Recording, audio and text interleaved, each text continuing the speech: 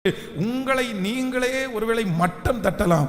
ஆனா தேவ சமூகத்தில் போய் நிற்கிற ஒரு மனுஷன் கண்டிப்பாக அவன் ஆசீர்வதிக்கப்படுவான்.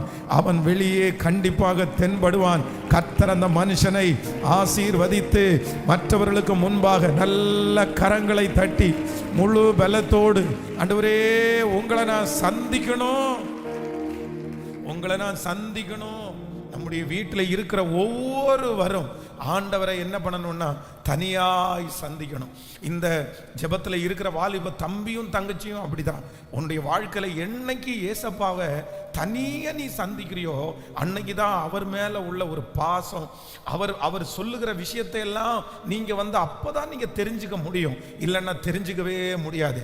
என்னுடைய வாழ்க்கையில் நீங்காமல் ஒன்று இருக்கணும். ஆண்டவரே நான் உம்மை தனியாக சந்திப்பேன். கர்த்தர் யாரோ ஒருத்தரை கர்த்தரை அழைக்கிறார், கர்த்தர் கூப்பிடுகிறார். இன்னைக்கு காலையில் எழும்பும் போது என்னுடைய இருதயத்தில் ஆண்டவர் வைத்த ஒரு வார்த்தையே அதுதான். மோசையை பார்த்து சொன்னது போல நீ எல்லாரையும் விட்டுட்டு, நீ எல்லா பொறுப்புகளையும் விட்டுட்டு பாருங்க. 20 லட்சம் ஜனங்களுக்கு தலைவன், 20 லட்சம் ஜனங்களுக்கு தலைவன். நம்மளை ஆண்டவர் இவ்வளோ பெரிய பொறுப்பில் இருக்கும்போது நீ எல்லாத்தையும் விட்டுட்டு வா, என் கூட தனியாக உட்கார் அப்படின்னு சொன்னால் நம்ம என்ன சொல்லுவோம்? நம்ம இன்னைக்கு என்ன சொல்லுவோம்? ஆண்டவரே, நம்ம நிறைய பேர் காரணம் சொல்லுவோம். எனக்கு குடும்பம் இருக்கு ஆண்டவரே, எனக்கு வேலை இருக்கு ஆண்டவரே, எனக்கு இந்த மாதிரி இருக்குது, நான் எப்படி இதை பார்க்காம வர்றது? நான் பார்க்கலன்னா யாரு பாப்பா? ஆனால் ஆண்டவர் சொன்ன வார்த்தைக்கு மோசே எந்த மறு உத்தரவும் சொல்லலை.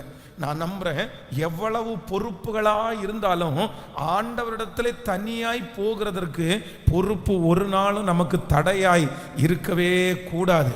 நான் நம்புறேன், கர்த்தர் உங்களுக்கு கொடுத்திருக்கிற பொறுப்புகள் உங்களுக்கு கடைசி வரைக்கும் பலனாய் மாறணும்னா நீங்க தனிப்பட்ட விதத்தில் ஆண்டவரோட இருக்கிறத நீங்க விட்டுட்டீங்கன்னா அந்த பொறுப்பை கூட நம்மால் சரியாய் செய்யவே முடியாது.